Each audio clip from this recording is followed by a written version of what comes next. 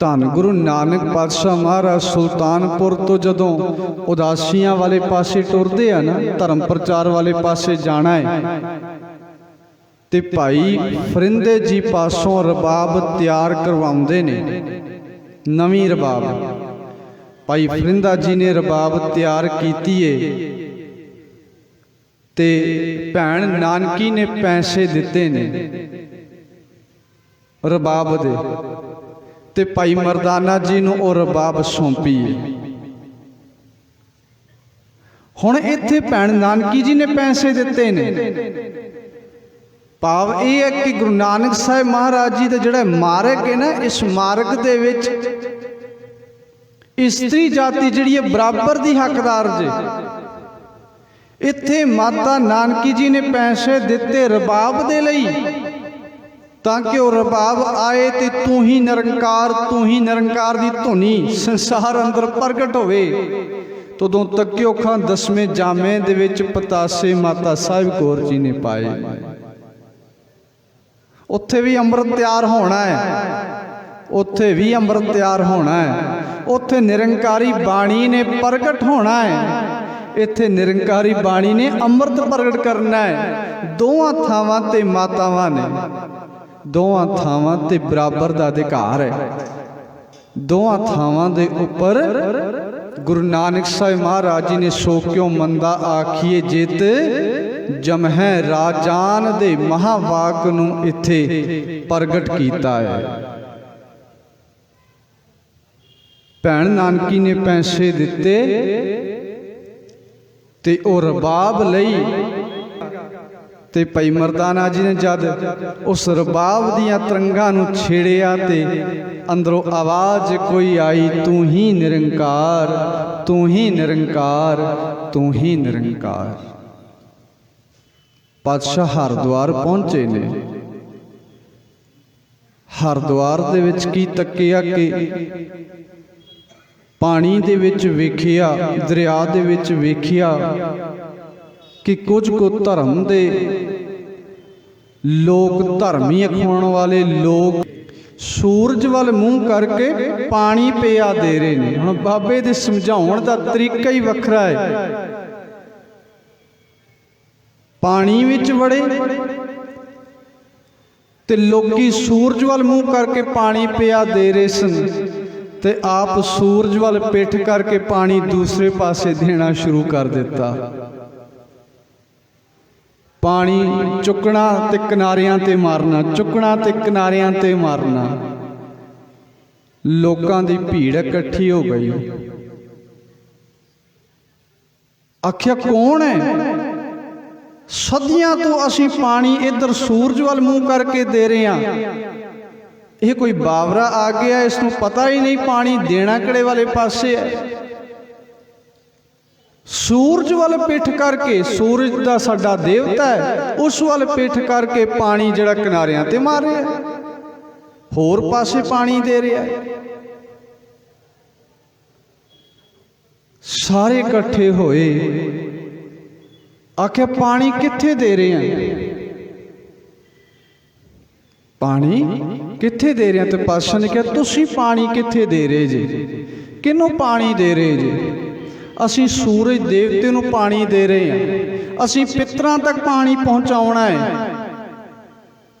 ਪਿੱਤਰ ਲੋਕ ਕਿੱਥੇ ਹੈ? ਇੱਥੋਂ ਇੰਨੇ ਕੁ ਲੱਖਾਂ ਕਰੋੜਾਂ ਮੀਲ ਦੂਰ, ਤੇ ਸੂਰਜ ਦੇਵਤੇ ਦੀ ਰਾਹੀਂ ਉੱਥੇ ਪਹੁੰਚਦਾ ਹੈ। ਅੱਛਾ, ਤੁਸੀਂ ਪਾਣੀ ਕਿੱਥੇ ਦੇ ਰਹੇ? ਮੇਰੀ ਖੇਤੀ ਰਾਏ ਭੋਜ ਦੀ ਤਲਵੰਡੀ 'ਚ ਹੈ, ਇਸੇ ਹੀ ਧਰਤੀ ਤੇ ਹੈ, ਮੈਂ ਪਾਣੀ ਉੱਥੇ ਦੇ ਰਿਹਾ। ਸਾਰੇ ਹੱਸ ਪਏ, ਉੱਥੇ ਪਾਣੀ ਕਿ ਹਰਿਦੁਆਰ ਤੋਂ ਪਾਣੀ ਉੱਥੇ ਕਿਵੇਂ ਪਹੁੰਚੇਗਾ?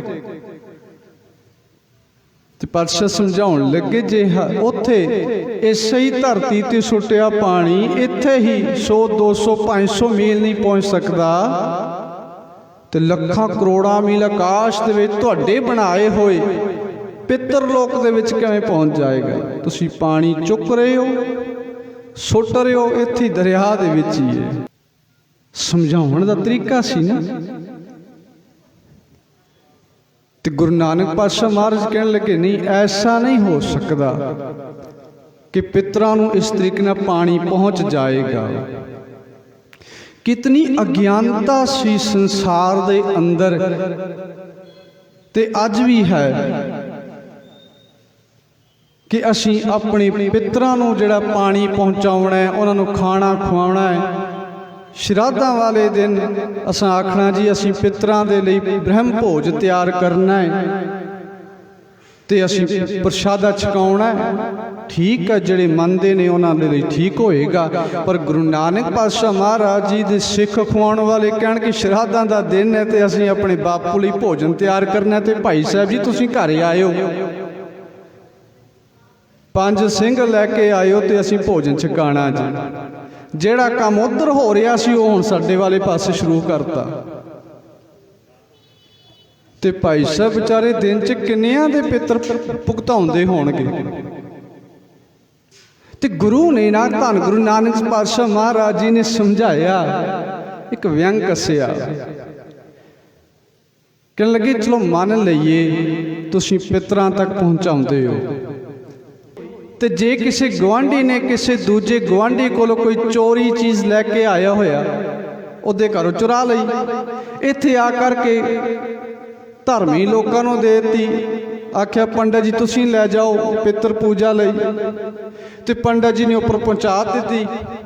ते उपर दोवां दे पितर बैठे हुए ने, तो जिस दे घरों चोरी करके समान गया ना, तो उसके पितर ने पहचान लेना है। वो पितर लोग जो जंग शुरू हो जानी, साडे घरों चोरी करके लेके आए सी। ते देण वाला जिहड़ा है वो भी दोषी है, जिहड़ा विच ये सारी डीलिंग करवा रहा वो भी दोषी है। ते पासे कहने लगे जे मुहाका घर मोहे घर मोह पितरी दे, अगे वस्त सियाणिया पितरी चोर करे, वडिए हाथ दलाल के मुसफी ए करे। लगे जिहड़ा विचोला बनया होया ना, तो उहदे हाथ फिर वड्डने पैने, वो चोरी दा माल इधर उधर करवा रहा जी। तंज कसिया धन गुरु नानक पातशाह महाराज जी ने, आखिया ऐसा नहीं हो सकता।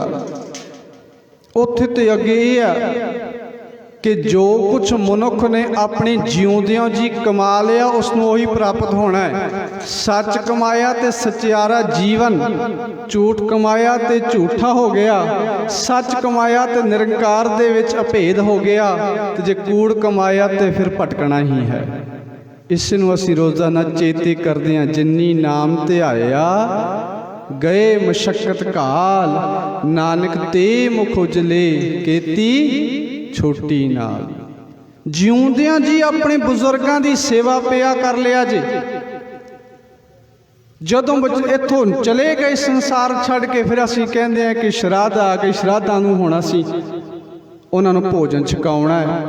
ते कदे पुछिए कि बापू नूं जिहड़ा है वो शुगर दा मरीज़ सी, उसनूं कोई दवाई भी चाहिदी होवेगी, किसी प्रकार का कोई इंजैक्शन चाहिए होएगा, फिर नाल दे नाल जिहड़े खाण आउंदे आ ना, एक एक उन्हां नूं भी दे देना चाहिए। जे पहुँचाउण दा दावा कर रहे ने, खाण पीण दीयां वस्तुआं जे पहुँच सकदियां, दवाइयां भी पहुँच जाणगियां, ऐसा कर लेना चाहिए। ते असीं खाण पीण नूं ध्यान रखदे, दवाई दा ध्यान नहीं। दवाई दा ध्यान तां असीं इत्थे जिउंदियां च भी नहीं रखिया। बुजुर्गां दा दवा दारू का ध्यान तो असीं जिउंदियां च ही रखिया,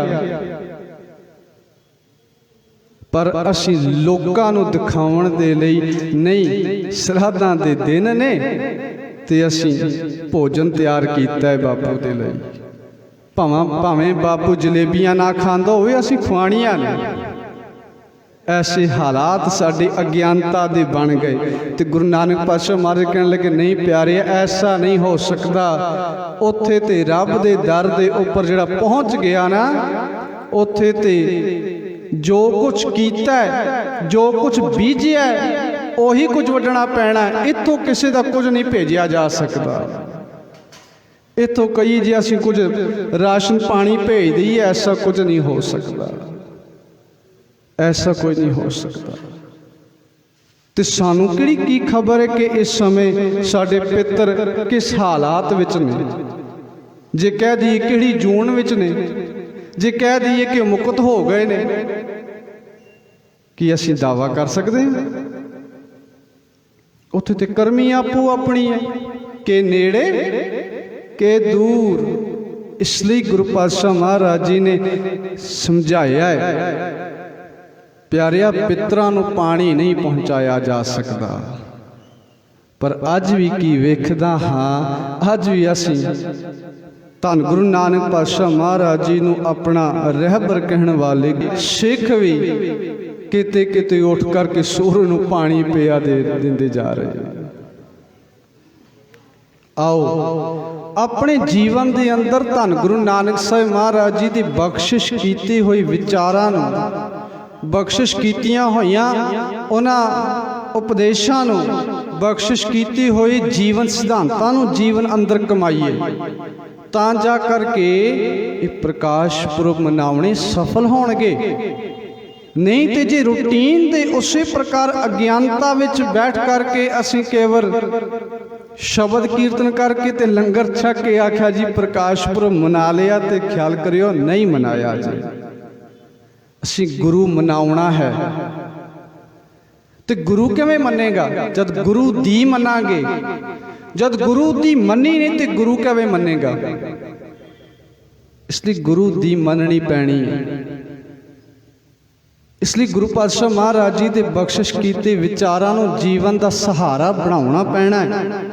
ਤੇ ਖਿਆਲ ਕਰਿਓ ਦੁਨੀ ਚੰਦ ਨੂੰ ਇਹੀ ਸਮਝਾਇਆ ਸੀ, ਕਿਉਂਕਿ ਪਾਤਸ਼ਾਹ ਜਗਾਉਣ ਵੀ ਆਏ ਨੇ ਤੇ ਜੋੜਨ ਵੀ ਆਏ ਨੇ। ਤੇ ਉਸਨੇ ਵੀ ਆਪਣੇ ਪਿੱਤਰਾਂ ਦਾ ਸਰਾਧ ਮਨਾਉਣਾ ਚਾਹਿਆ ਤੇ ਗੁਰੂ ਨਾਨਕ ਸਾਹਿਬ ਮਹਾਰਾਜ ਜੀ ਨੂੰ ਸੱਦਿਆ। ਤੇ ਪਾਤਸ਼ਾਹ ਜੀ ਨੇ ਨਾ ਇੱਕ ਸੂਈ ਦਿੱਤੀ, ਕਹਿਣ ਲੱਗੇ ਅਗਲੇ ਜਹਾਨ ਦੇ ਵਿੱਚ ਮੈਨੂੰ ਵਾਪਸ ਕਰ ਦੇਈਂ। ਅਗਲੇ ਜਹਾਨ ਦੇ ਵਿੱਚ ਘਰ ਗਿਆ ਤੇ ਘਰ ਜਾ ਕੇ ਘਰਵਾਲੀ ਨੂੰ ਦਿੱਤੀ ਸੀ ਕਿ ਗੁਰੂ ਨਾਨਕ ਸਾਹਿਬ ਮਹਾਰਾਜ ਜੀ ਨੇ ਸੂਈ ਦਿੱਤੀ ਏ, ਕਹਿਣ ਲੱਗੇ ਅਗਲੇ ਜਹਾਨ 'ਚ ਵਾਪਸ ਕਰਨੀ ਹੈ।